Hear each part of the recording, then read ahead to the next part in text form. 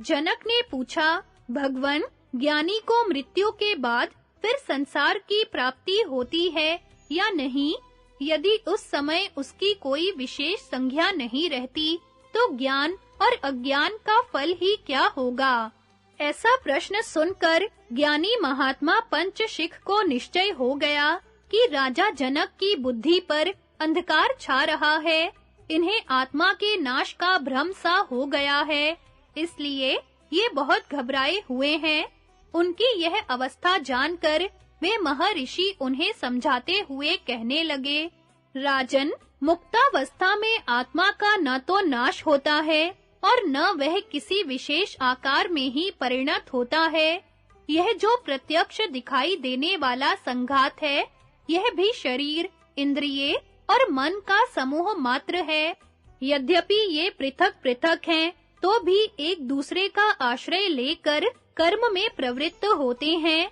प्राणियों के शरीर में उपादान के रूप में आकाश, वायु, अग्नि, जल और पृथ्वी, ये 5 धातु हैं।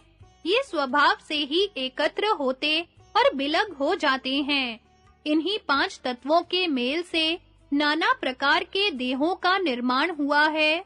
आँख, कान, नाक, रसना और त्वचा, ये 5 इंद्रियां कहलाती हैं। इनकी उत्पत्ति का कारण मन है। रूप, रस, गंध, स्पर्श, शब्द तथा मूर्त द्रव्य, ये 6 गुण जीव की मृत्यु के पहले तक इंद्रिय जन्य ज्ञान के साधक होते हैं।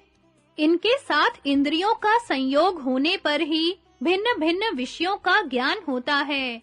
जो लोग गुणों के संघात रूप इस शरीर को ही आत्मा समझ लेते हैं, उन्हें मिथ्या ज्ञान के कारण अनंत दुखों की प्राप्ति होती है और उनकी परंपरा कभी शांत नहीं होती। इसके विपरीत जिनकी दृष्टि में यह दृश्य प्रपंच अनात्मा सिद्ध हो चुका है, उनकी इसके प्रति न ममता होती है, न अहमता। फिर उन्हें दुख कैसा प्राप्त हो, क्योंकि अब तो दुखों के लिए कोई आधार ही नहीं रह जाता। अब मैं तुम्हें वह शास्त्र सुना रहा हूँ, जिसमें त्याग की प्रधानता है। ध्यान देकर सुनो, यह तुम्हारे मोक्ष में सहायक होगा। जो लोग मुक्ति के लिए प्रयत्नशील हों, उन सबको चाहिए कि सकाम कर्म और द्रव्य आदि का त्याग करें। जो लोग त्याग किए बिना ही व्यर्थ ही विनीत होने का दावा करते हैं, उन्हें कलेश पर कलेश उठाने पड़ते हैं। शास्त्रों में द्रव्य का त्याग करने के लिए यज्ञ आदि कर्म, भोग का त्याग करने के लिए व्रत, दैहिक सुखों के त्याग के लिए तप और सब कुछ त्यागने के लिए योग के अनुष्ठान की आज्ञा दी गई है। यही त्याग की सीमा है। सर्वस्व त्याग का यह एकमात्र मार्ग ही दुखों से छुटकारा पाने के लिए उत्तम बताया गया है। इसका आश्रय न लेने वालों को दुर्गति भोगनी पड़ती है। 5 ज्ञानेंद्रियां, 5 कर्मेंद्रियां और मन, ये सब मिलकर 11 इंद्रियां हैं। इन सबको मन रूप जानकर बुद्धि के द्वारा तुरंत इनका त्याग कर देना चाहिए। श्रवण करते समय श्रोत्र रूपी इंद्रिय, शब्द रूप विषय तथा मन रूपी कर्ता, ये 3 उपस्थित होते हैं। इसी प्रकार प्रत्येक इंद्रिय के द्वारा विषय अनुभव करते समय विषय, इंद्रिय और मन, इन तीनों के समूह की उपस्थिति रहती है। इस तरह 3-3 के 5 समुदाय हैं, जिनसे विषयों का ग्रहण होता है।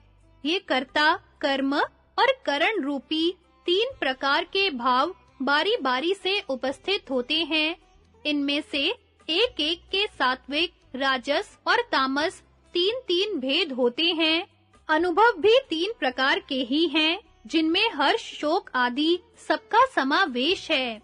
हर्ष, प्रीति, आनंद, सुख और चित्त की शांति का होना सात्विक गुण का लक्षण है। असंतोष, संताप, शोक, लोभ तथा अमर्ष, ये किसी कारण से हो या अकारण रजोगुण के चिन्ह हैं। अविवेक, मोह, प्रमाद, स्वप्न और आलस्य, ये किसी तरह भी क्यों ना हो, तमोगुण के ही नाना रूप हैं। शब्द का आधार श्रोत्रेंद्रिय है और श्रोत्रेंद्रिय का आधार आकाश है, अतः वह आकाश रूप ही है। इसी प्रकार त्वचा, नेत्र, जिह्वा और नासिका भी क्रमशः स्पर्श, रूप, रस और गंध का आश्रय तथा अपने आधारभूत महाभूतों के स्वरूप हैं। इन सब का अधिष्ठान है मन, इसलिए सबके सब मनः स्वरूप हैं, क्योंकि जब सब इंद्रियों का कार्य एक समय प्रारंभ होता है, तो उन सब के विषयों का एक साथ अनुभव करने के लिए मन ही सब में अनुगत रूप से उपस्थित रहता है। अतः मन को 11वीं इंद्रिय कहा गया है और बुद्धि 12वीं मानी गई है। इस प्रकार समस्त प्राणी अनादि अविद्या के कारण स्वभावतः व्यवहार परायण हो रहे हैं।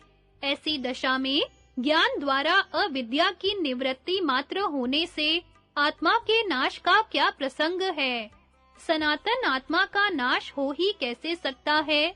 जैसे नद और नदियां समुद्र में मिलकर अपने व्यक्तित्व और नाम को त्याग देती हैं, उसी प्रकार समस्त प्राणी अपने परिच्छिन्न रूप और नाम को त्याग कर महत रूप में प्रतिष्ठित होते हैं। यही उनका मोक्ष है। उस अवस्था में मृत्यु के बाद जब उपाधि का त्याग हो जाता है, तो जीव की कोई विशेष संज्ञा कैसे रह सकती है? जो इस मोक्ष विद्या को जानकर सावधानी के साथ आत्म तत्व का अनुसंधान करता है, वह जल से कमल के पत्ते की भांति कर्म के अनिष्ट फलों से कभी लिप्त नहीं होता। संतानों के प्रति आसक्ति और भिन्न-भिन्न देवताओं की प्रसन्नता के लिए सकाम यज्ञों का अनुष्ठान, ये सब मनुष्य के लिए नाना प्रकार के सुदृढ़ बंधन हैं। जब वह इन बंधनों से छूटकर सुख दुख की चिंता छोड़ देता है, उस समय लिंग शरीर के अभिमान का त्याग करके सर्वश्रेष्ठ गति प्राप्त कर लेता है। श्रुति के महावाक्यों पर विचार और शास्त्र में बताए हुए मंगलमय साधनों का अनुष्ठान करने से मनुष्य जरा तथा मृत्यु के भय से रहित होकर सुख से सोता है। जब पुण्य और पाप का क्षय तथा उनसे मिलने वाले सुख दुख आदि फलों का नाश हो जाता है, उस समय सब वस्तुओं की आसक्ति से रहित पुरुष आकाश के समान निर्लेप एवं निर्गुण आत्मा का साक्षात्कार कर लेता है। जैसे मकड़ी जाला तान कर उस पर चक्कर लगाती रहती है, किंतु उन जालों का नाश हो जाने पर एक स्थान पर स्थित हो जाती है, उसी प्रकार जीव भी कर्म जाल में पड़कर भटकता रहता है और उससे छूटने पर दुख से रहित हो जाता है। जैसे सांप अपनी केंचुली त्याग कर उसकी उपेक्षा करके चल देता है, उसी प्रकार जो शरीर में आसक्ति न रखकर उसके प्रति अपनेपन का अभिमान त्याग देता है, वह दुख से छूट जाता है।